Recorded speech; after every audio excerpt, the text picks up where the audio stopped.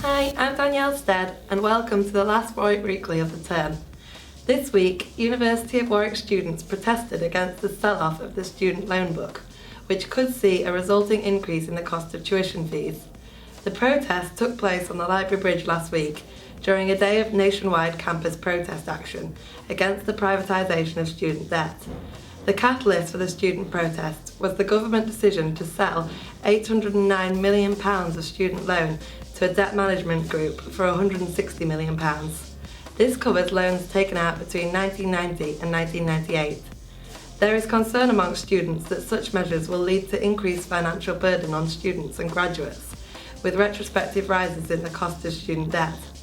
Second-year PPE student Miguel Martas, who led the protests, told the BOR, "Students should be sceptical of the guarantee not to lower repayment thresholds or interest rates." Miguel went on to voice his concerns that the competition will increase wages for those at the top up.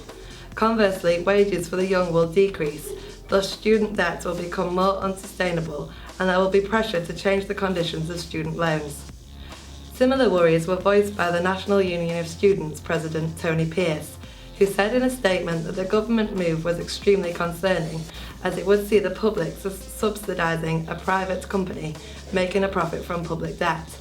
Both University's Minister David Willetts and Business Secretary Vince Cable have reassured students that the terms and conditions of the loans would not change, arguing that any company purchasing student debt will be prevented from increasing interest rates. However, Miguel Martas isn't convinced, insisting that new ways of funding higher education other than loan-backed tuition fees need to be found. The inquest into the death of a Warwick University student killed after he was hit by a taxi on an unlit stretch of road in Leamington last year has concluded that the council's decision to switch off selected streetlights in the counties contributed to the 18-year-old's death.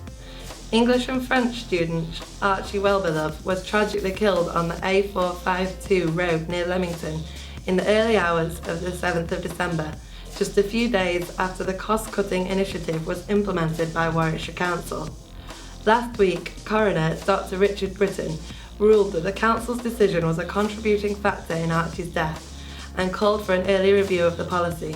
Brother, French student Henry Wellbeloved, spoke to the BOR following the outcome of the inquest.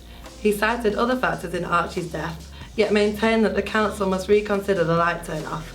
He commented, "There is little doubt in my mind that it could have been avoided if the council hadn't decided to switch off the streetlights in the middle of the darkest season of the year."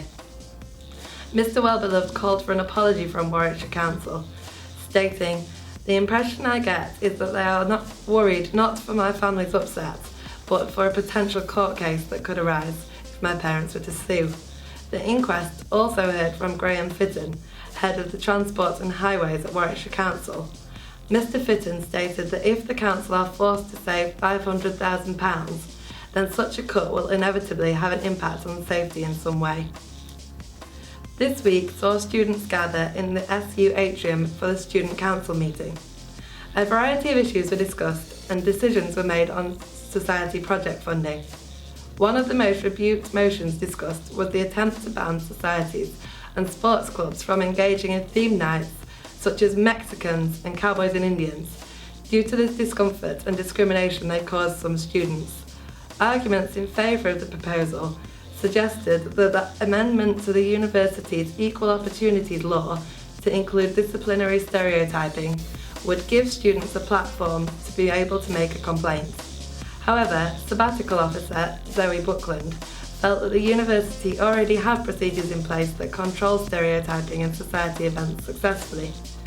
Due to the high interest amongst student councillors, the highly controversial issue will be further considered in the all-student meeting. Equally contentious was the motion hoping to include playlist restrictions on racist, sexist, transphobic and homophobic language in music played across the SU venues and student media such as Raw. In response to universities nationwide banning the disputed song Blurred Lines, this was a heated debate, and with arguments for it claiming it was due to the care of vulnerable students. The outcome was tight, with 14 votes in favour of the motion, 11 against and 9 abstained. Other issues decided included a living wage for student staff that increased pay for all Warwick University SU staff to national living wage, whilst a request to the university to account for the number of missed lecture hours due to recent staff strike was not passed. With regards to society funding, the successful applications for the remaining £4,300 left in the project fund included Warwick Anti-Sexism Society, who required £400 to continue the well-received student performances of vagina monologues. Other funding pleas accepted by the committee included technology volunteers, who required financial support for community workshops, and China Public Affairs and Social Service Society for Warwick China Summit in Term 3. Last Saturday saw the Discover Disabled Sports Fair, hosted by Warwick Sport. The event, sponsored by PricewaterhouseCoopers, enjoyed a turnout of over 50 people who took part in taster sessions, exhibiting 3 different sports tailored for disabled people. The 3 sports on offer, which featured prominently in last year's Olympic Games in the capital, were wheelchair tennis, blind athletics and wheelchair basketball. The event featured a star lineup of guests, including British Paralympian Hannah Cockcroft, Paul Claridge of the Coventry Wheelchair Basketball Academy, and Warwick's very own Olympic star Dani Cavacci, who represented Spain in the wheelchair tennis in 2012 Olympic Games. The goal of the fair was to attract students' attention to the range of disabilities at Warwick, and therefore promoting disabled accessibility to more sports. It is also hoped to bring disabled sports clubs to Warwickshire closer to the university for disabled students to make use of. Students' Union Sports Officer Zoe Buckland lauded the success of the event and hopes that it will not be a one-off, saying her aspiration was to create a sustainable provision of sport for disabled students at Warwick.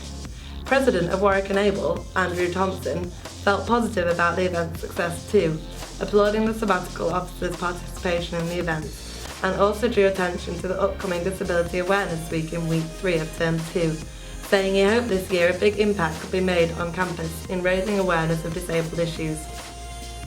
That's all from me. I hope you have a great festive break.